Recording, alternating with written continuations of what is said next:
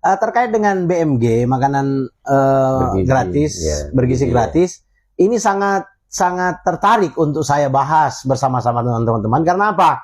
Ini terjadi polemik yang luar biasa di bangsa ini. Kenapa saya bilang polemik? Karena beberapa hari ini kita disuguhkan dengan berita-berita yang sangat luar biasa antara pemerintah dan DPR.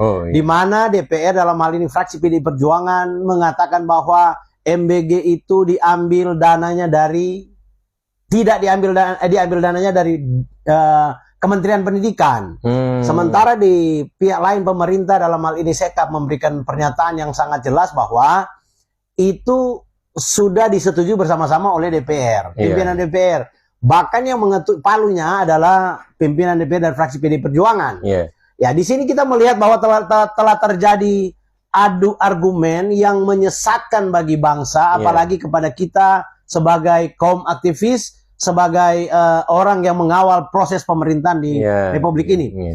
Karena di samping ini, program Presiden Prabowo dan Gibran adalah program yang sangat baik, tapi efeknya juga adalah membuat orang bertanya. Pertanyaan itu apa?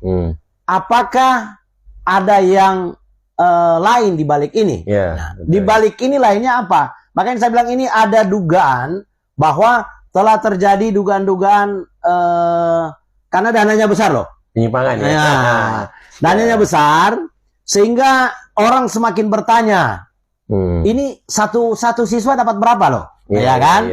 Ada yang bilang 10.000, ada yang ngomong 15.000. Sementara dalam penyajiannya itu kita lihat itu, ini kita bicara dugaan. Kita lihat ada hal-hal yang perlu kita pertanyakan. Misalnya telur, ya kan?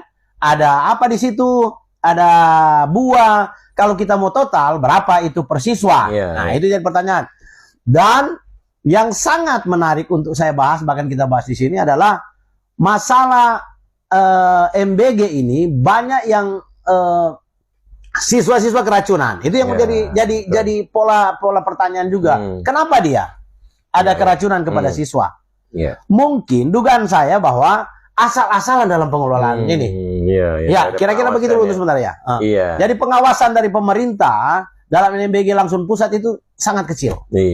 Sehingga terjadi hal-hal yang negatif bagi saya.